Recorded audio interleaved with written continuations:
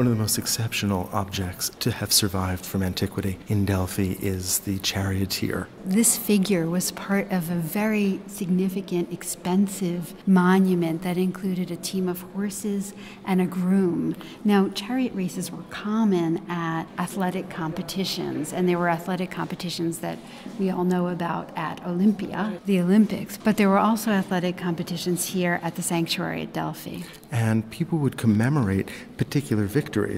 This particular sculpture was commissioned by a king or a tyrant from Sicily. And there were Greek city-states or polises in Sicily that competed in these games.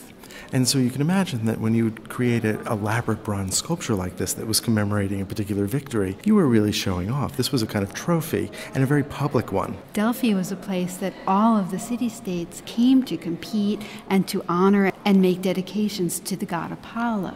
It's showing off not only because of what it represents, but because of what it's made out of. This is bronze, which was a very expensive material. It's largely copper with a little bit of tin, and this was cast. It's hollow. In fact, where the arm is missing and on the opposite side, you can actually see how thin the bronze is. It still has glass paste eyes, and it would have been inlaid with silver. There's tremendous workmanship here. The silver went around his headband, and you can see very finely cut pieces of bronze that were used for his eyelashes. He seems remarkably lifelike. What's interesting about this sculpture is that here we are in what we call the early classical period, sometimes referred to as the severe style. We have the beginnings of naturalism.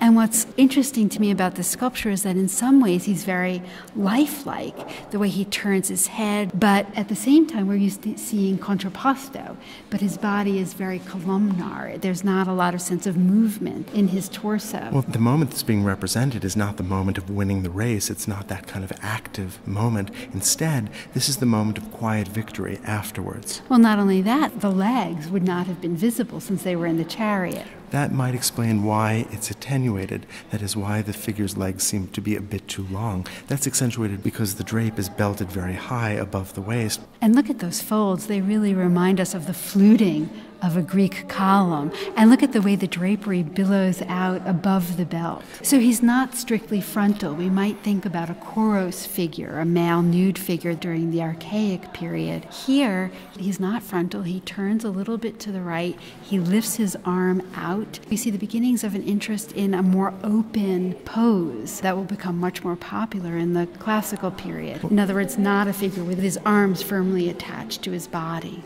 The legs are parallel, but they lack the stiffness of the earlier archaic Koros. Look at the delicacy, for instance, with which the feet are represented. These are no longer symbols that are being incised into stone. This is clearly the product of the careful study of the anatomy of the human body. This is based on direct observation.